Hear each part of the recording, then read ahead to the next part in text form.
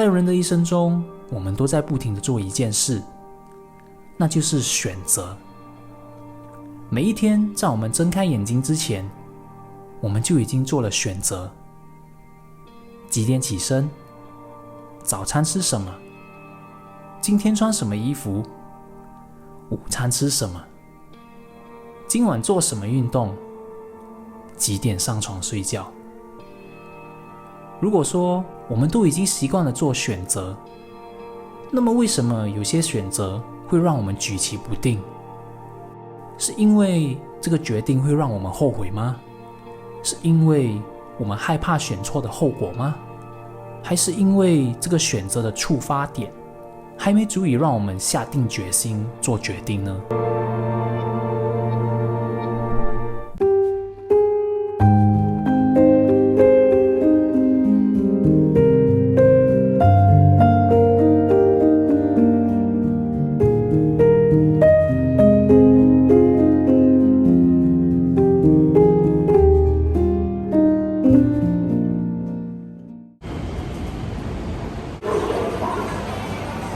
所以呢，今天我们要去的是 One Marina Boulevard， 应该是要在 Downtown 这边，对，要在 Downtown 这边下站，因为它的 office 靠近这一边的，所以我们现在要搭这个红色的 line。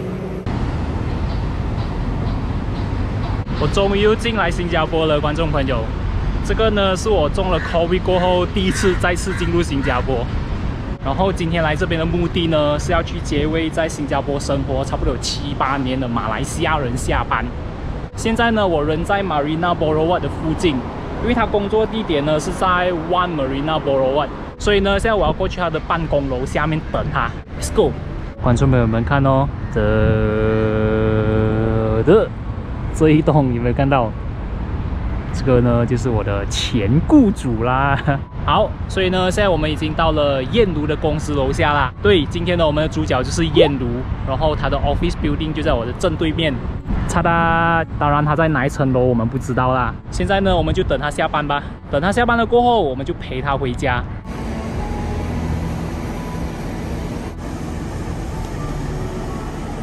哦，我好像看到了我们今天的主角哦，在那边有一点太远了。OK， 他就是我们今天的主角。Hello， 燕如，这个就是你的上班的路啊？对，每天都是这样。OK， 其实呢，这个是我们真正第一次这样子面对面见面。对。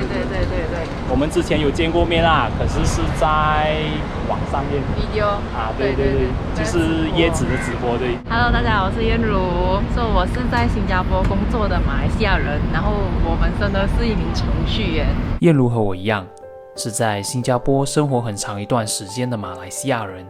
今天很荣幸的能够采访他，让大家深入了解另一个发生在新加坡的小故事，一个大马游子在外打拼的心声。好，燕如，所以呢，现在我来问一下你哦，你讲你是程序员嘛？其实我对程序员有点好奇啊，因为我之前听人家讲，我是做 programmer， 可是其实 programmer 是在做一些什么东西？programmer 其实做很多不同的东西。如果是我自己本身的话，我是 build website 的，做那些网站出来，就可能有人有要求哦，我现在要一个卖衣服的网站，你可以帮我做那网站出来吗？哦，然后你是在什么公司做程序员？律师行，就 law firm 里面的 IT。哦 ，law firm 里面的 IT 的程序员。对。然后是帮 law firm 编辑什么东西？有很多 site， 其实很多人就会觉得law firm 的话，为什么需要一个程序员呢？我自己本身进到来这家公司的时候，我才发现，其实真的他们要很多的 website。哦。有些是 internal site 啦，就好像有没有听过 intranet？ 啊 ，intranet， 对。intranet 也是我们有。几乎就是每一间公司都会有 intranet 的嘛，对不对？对。intranet 就是 for 员工们在自己的公司里面做一些内部的东西的。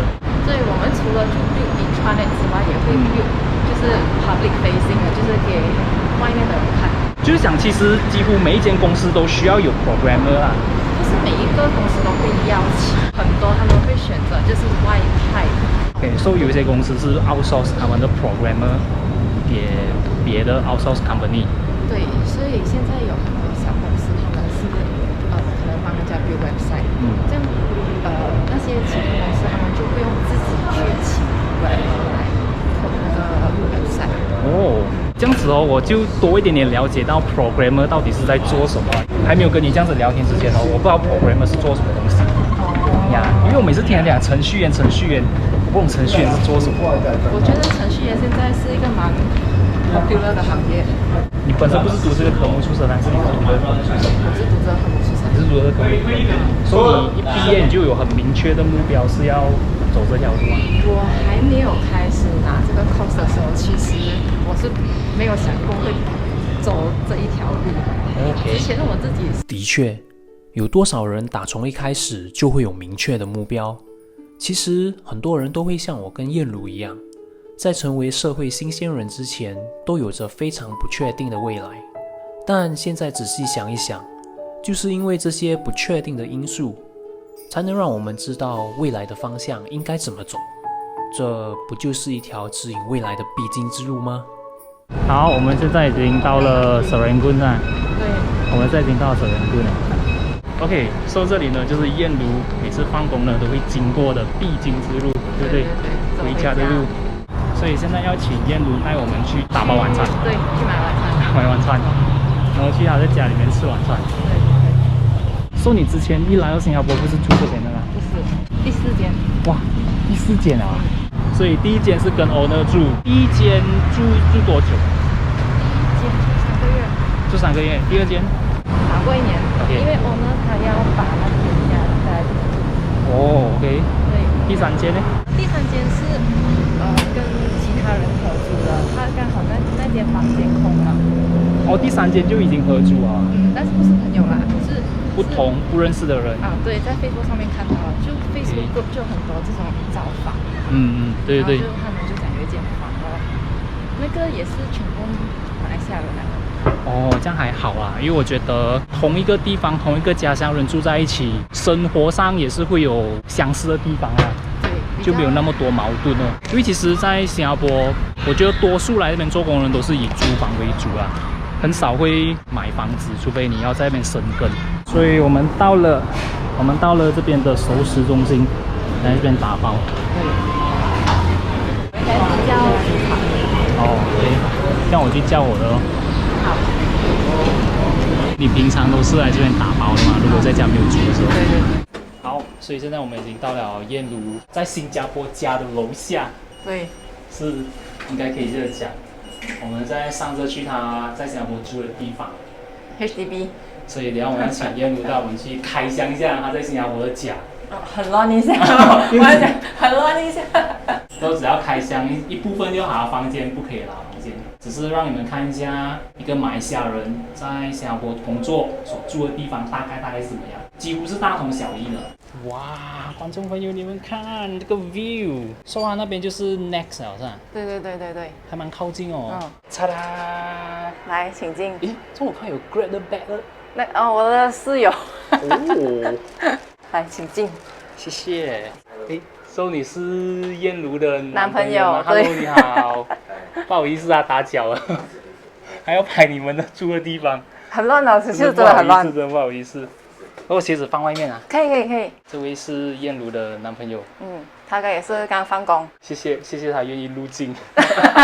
我的减肥盘呢？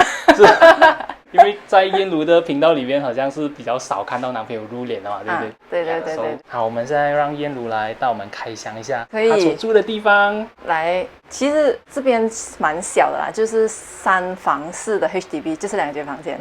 在新加坡3房式就是2间房间加一个客厅啊，对，加客厅，所以它叫3房式。所以这边客厅其实一眼就看完了。这是室友的，我没有做 Grab。这样有看我影片吗？有，他懂你，他懂你。真的吗？真的。OK， 给你一个赞，因为你有看我影片。这边呢就是厨房了吧？对，然后 storeroom 在这里。storeroom 哦，还有 storeroom 啊。然后还有这是来新加坡的地方。对，来新加坡人都懂这个。只要你是在新加坡住过的人，你都懂这几支棍是拿来做什么。对，就拿来晾衣服啊。对，就这样子，你看多么的怀念。还有另外一个 HDB 很典型的东西，给观众看一下。OK， 这个呢就是我们 HDB 所用的垃圾槽啊，所以我们的垃圾呢通常都会从这里丢下去，就直接一丢就到底下了。对，我们再八卦一下，问一下燕如，你是怎样跟你的男朋友认识的？很久很久之前的事，大学的同学，你是哪一间大学？他游戏拉曼大学学院，是在金宝那一间吗不是 KL 那间。 ？KO 那一间啊？嗯，所以你们是在 KO 认识？对对对，他不是 KL 人，他是因为这个 cos 他就去那边读书，然后就认识。这样子你在新加坡有什么打算吗？打算啊，对未来有什么打算？其实我现在是处于在两头难，就是有想要回去，然后又有想要留下来那种，还做不了决定的这种情况。我相信多数在新加坡打工马来西亚人都应该会遇到像燕如这样子的情况，你们都是我，只是我当时呢，我很果断下了一个决定，就是回去马来西亚。但是那个是有一个 trigger point 的，如果没有一个 trigger point 的话，我也是一样在一个两头不到岸的一个阶段啊。对对对，因为现在我就是没有 trigger point，所以我就是觉得好像回去又好像不是很对，留下来的话又会很想家，又有时候会想要回去。刚开始要来的时候的打算，本来是打算做个2年。可能学了东西过后就回去，那你知道一做就做了6年，很快哦，时间真的很快，一眨眼就6年了。其实说真的，当我听到燕如娓娓道来她的感受时，我内心是有揪了一下，因为我发现原来我之前内心不断挣扎的戏码，一直都在不同的人身上上演着。就因为我知道那种挣扎的感觉有多不好受，所以对于燕如正在经历的这一切，我都能完全理解。纵使有很多人在他们不理解的情况下猛说瞎话。你有没有想过在新加坡扎根？扎根啊，也是有想过，因为毕竟都是两边决定不来嘛。就是因为有想过在这里扎根，所以才会决定不来。想过就以后直接就留在这里，如果买房啊，然后结婚生孩子啊这些。拿到 PR 过后就想到这个东西了，对不对？也没有哎。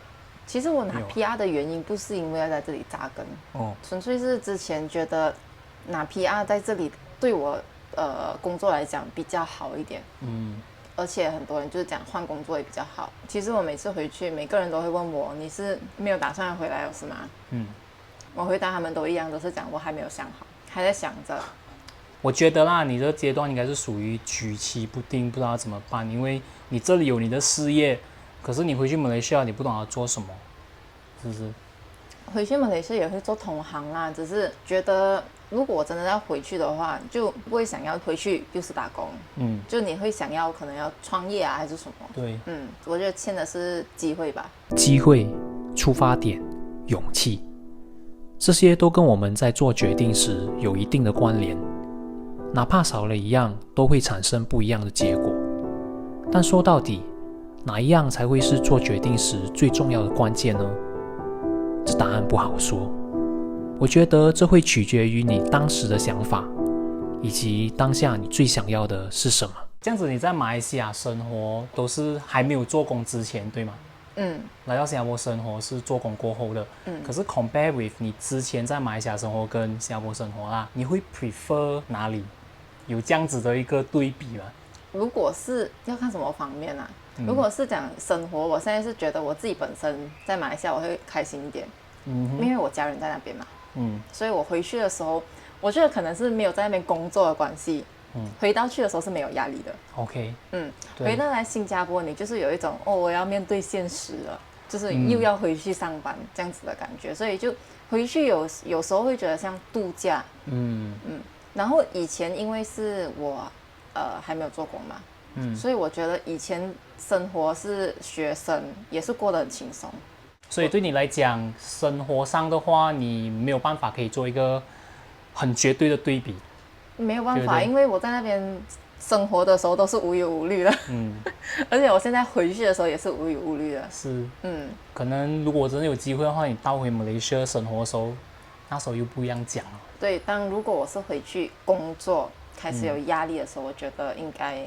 感觉会不一样，因为现在我是赚新币花马币，对，没有太大的经济压力。在我回去的时候，就会觉得，就是可能看到一些东西，就觉得很便宜，那你就会可能买。可是如果当我回去，我是打工，如果是我是赚回可能直接1对1那个薪水的话，可能我会没有那么舍得，是，就会有一种压力，我觉得啦。其实我蛮赞同的。不管在哪里生活，都会遇到一定程度上的压力。但有时我在想，是不是人的嫉妒心在作祟？打个比方说好了，当你身在马来西亚时，你就会觉得那些在新加坡工作的人生活得非常好，因为3倍的薪水是多么的令人望尘莫及呀。但是当你身在新加坡时，你就会觉得那些在马来西亚生活的人无忧无虑，因为在马来西亚少了一份拘谨和压力。这到底是人的问题呢，还是社会带给我们的问题？我觉得值得深思。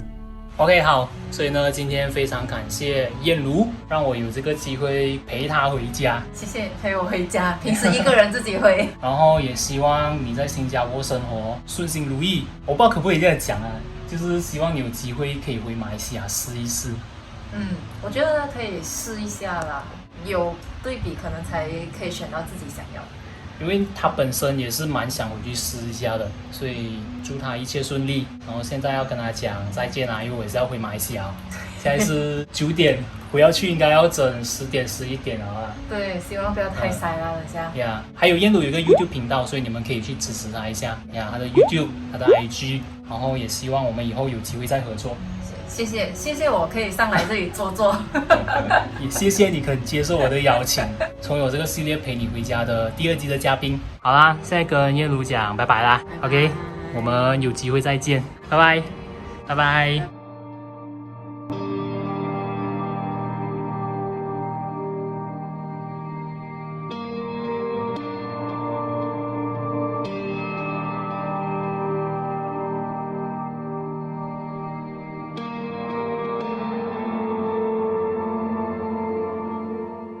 陪你回家呢是一个会以常态征稿式的方式来邀请嘉宾的节目，就是说在看影片，你们只要有谁想要成为G频道或者是这个系列的嘉宾的话，你们可以点击描述栏里的链接去报名。只要我们的团队一收到过后，就会筛选，经过筛选了过后呢，我们就会联络你啦。不管你是在马来西亚或是新加坡，只要你有兴趣，赶快报名吧。